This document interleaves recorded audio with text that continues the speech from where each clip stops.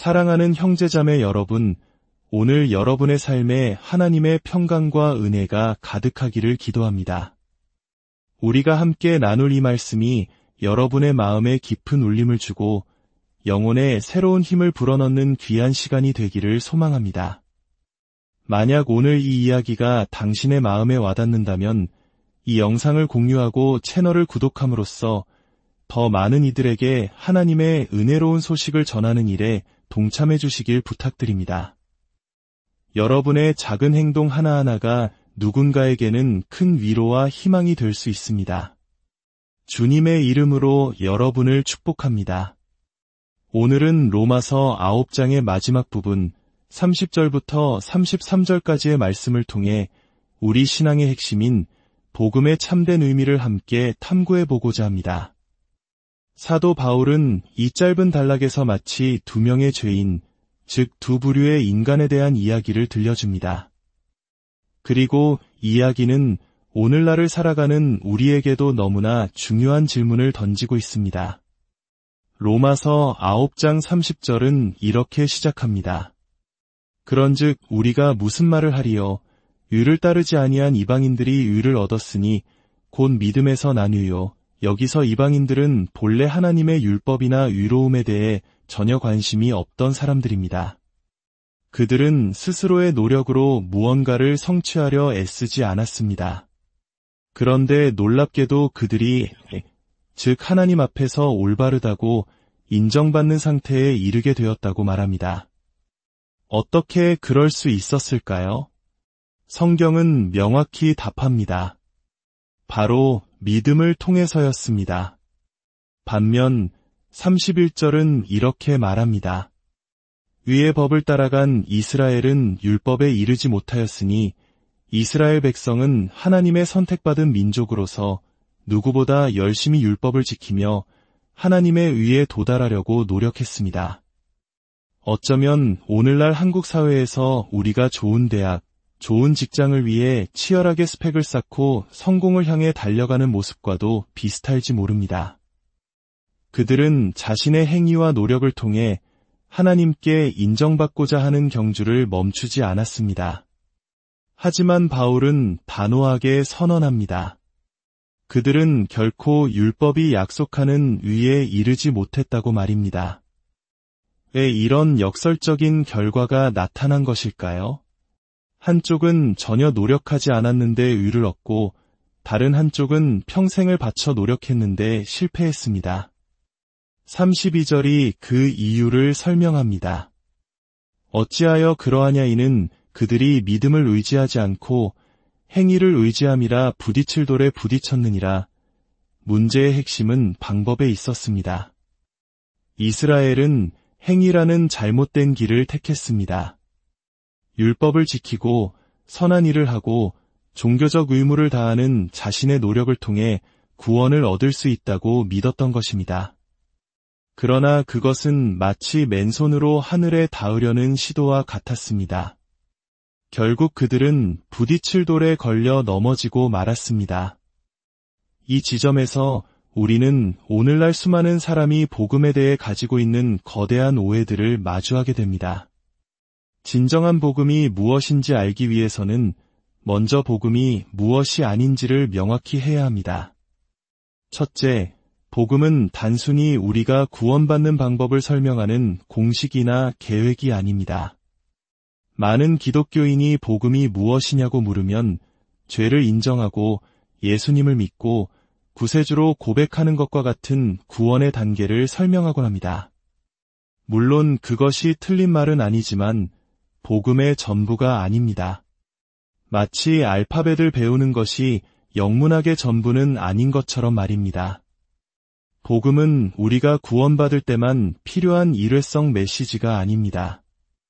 오히려 복음은 우리 신앙생활의 시작이자 과정이며 또한 마지막 목표이기도 합니다.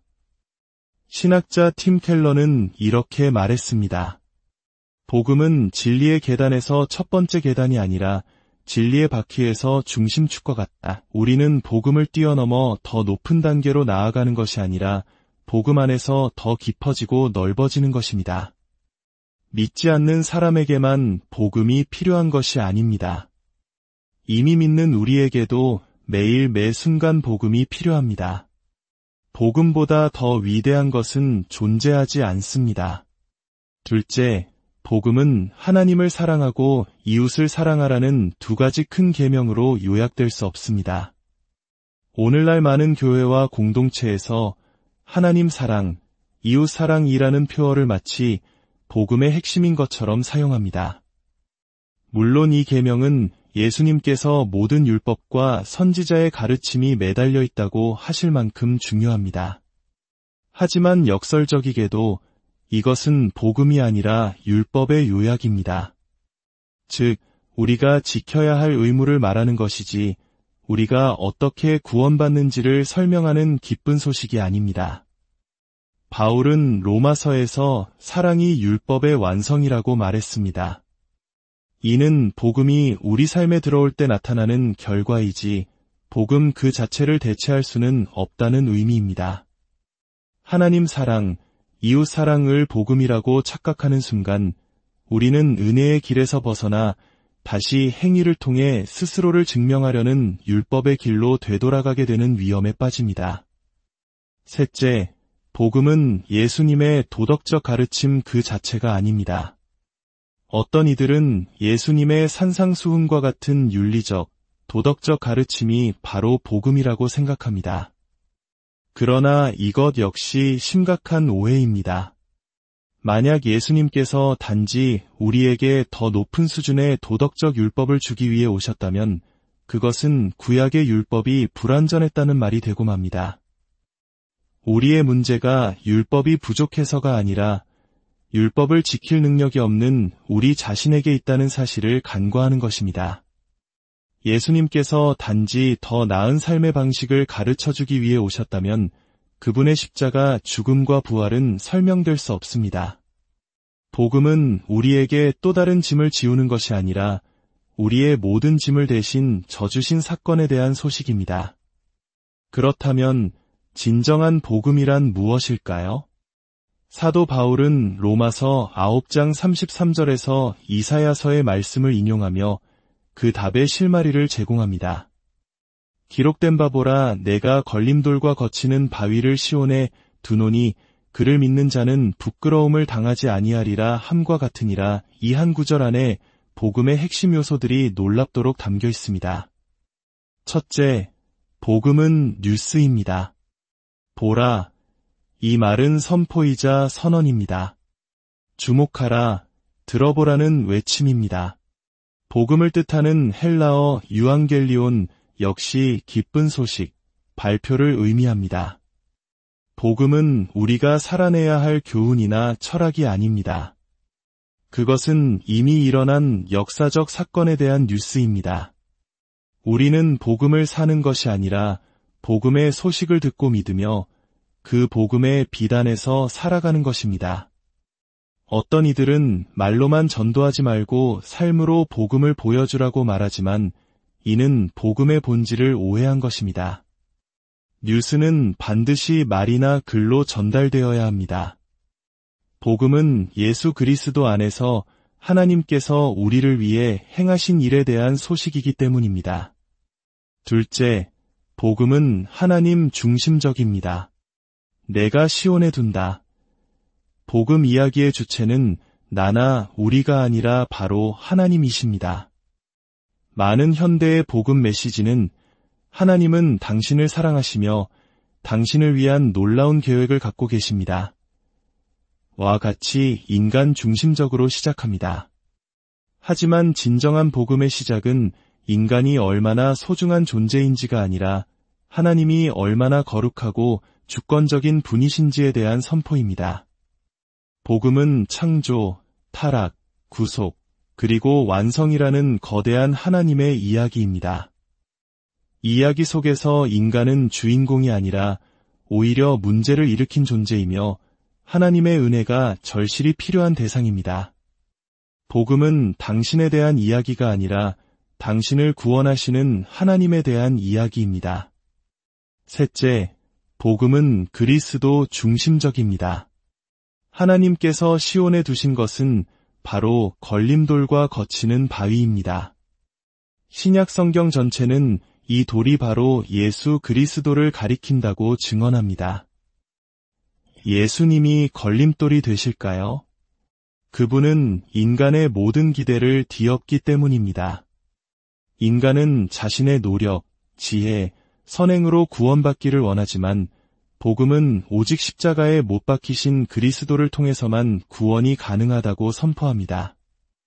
이것이 바로 세상의 지혜로는 이해할 수 없는 걸림돌입니다. 복음의 핵심에는 다른 어떤 것도 아닌 오직 예수 그리스도 한 분만이 존재합니다. 넷째, 복음은 십자가 중심적입니다. 거치는 바위 즉 스캔들의 핵심은 바로 십자가입니다. 우주의 창조주이신 하나님께서 자신의 독생자를 이 땅에 보내시고 우리의 죄에 대한 그분의 진노를 아들에게 쏟아부으셨다는 사실만큼 충격적인 스캔들은 없습니다. 십자가는 우리가 얼마나 가치 있는 존재인지를 보여주는 증거가 아닙니다. 반대로 십자가는 우리의 죄가 얼마나 끔찍하며 하나님의 공의가 얼마나 엄중한지를 보여주는 증거입니다. 십자가는 내가 이만큼 너를 사랑하니 이제 나를 위해 열심히 살아라라고 우리를 감성적으로 자극하는 도구가 아닙니다. 십자가는 하나님의 거룩함이 만족되고 죄의 삭신 사망이 지불되었으며 우리가 감당할 수 없는 심판을 그리스도께서 대신 받으셨다는 객관적인 사건의 선포입니다. 다섯째, 복음은 은혜의 중심적입니다. 그를 믿는 자는 구원에 이르는 길은 율법을 완벽하게 지키는 것도 이대한 업적을 쌓는 것도 아닙니다. 오직 믿음뿐입니다. 그런데 이 믿음조차도 우리가 만들어내는 어떤 행위나 공로가 아닙니다. 로마서의 앞부분에서 바울이 말했듯이 이방인들은 의를 추구하지도 않았는데 믿음으로 의를 얻었습니다. 이것은 믿음이 우리의 선택이나 노력의 산물이 아니라 전적인 하나님의 선물, 즉 은혜임을 보여줍니다. 에베소서 2장 8절은 말합니다. 너희는 그 은혜에 의하여 믿음으로 말미암아 구원을 받았으니 이것은 너희에게서 난 것이 아니요 하나님의 선물이라. 구원은 처음부터 끝까지 오직 은혜로만 가능합니다. 마지막으로 복음은 종말론적입니다. 부끄러움을 당하지 아니하리라. 이 약속은 단지 이 세상에서 심리적인 위안을 얻거나 자신감을 갖게 된다는 의미가 아닙니다. 이것은 마지막 심판의 날 우리가 하나님 앞에 섰을 때에 대한 약속입니다.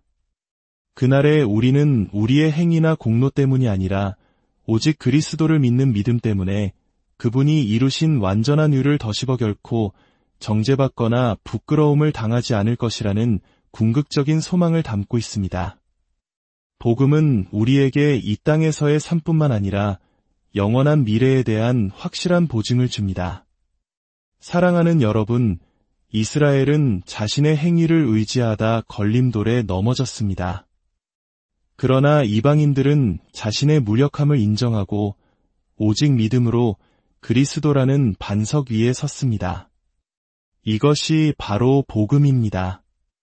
복음은 하나님께서 예수 그리스도의 십자가를 통해 은혜로 우리에게 주신 구원의 기쁜 소식이며 이를 믿는 자에게 영원한 소망을 약속하는 선포입니다. 이 복음은 단지 우리를 구원하는 시작점이 아닙니다. 이 복음은 우리의 결혼 생활을, 자녀 양육을, 직장 생활을, 인간관계를 바라보는 렌즈가 되어야 합니다. 모든 문제 앞에서 우리는 복음은 이 상황에 대해 무엇을 말하는가? 라고 물어야 합니다. 우리의 유일한 희망은 오직 복음뿐입니다. 오늘 이 말씀을 마음에 깊이 새기시길 바랍니다. 우리의 노력이 아닌 하나님의 은혜를, 우리의 의가 아닌 그리스도의 의를 붙드시길 바랍니다. 그리하여 마지막 그날의 주님 앞에서 잘하였도다 착하고 충성된 종아 칭찬받으며 영원한 기쁨에 참여하는 우리 모두가 되기를 주님의 이름으로 간절히 축원합니다. 함께 기도하겠습니다. 거룩하신 하나님 아버지, 오늘 말씀을 통해 복음의 참된 의미를 다시 한번 깨닫게 하시니 감사합니다. 우리 자신의 행위나 노력을 의지하려는 어리석음에서 벗어나 오직 예수 그리스도의 십자가와 하나님의 은혜만을 붙들게 하옵소서. 이 복음이 우리의 삶의 모든 영역을 비추는 빛이 되게 하시고 어떤 상황 속에서도 흔들리지 않는 영원한 소망이 되게 하여 주시옵소서. 이 시간 말씀을 듣는 모든 심령 위에 하늘의 위로와 평강을 더하여 주시고 복음의 능력으로 세상을 이기는 강한 믿음을 허락하여 주옵소서. 우리 구주 예수 그리스도의 이름으로 기도드립니다.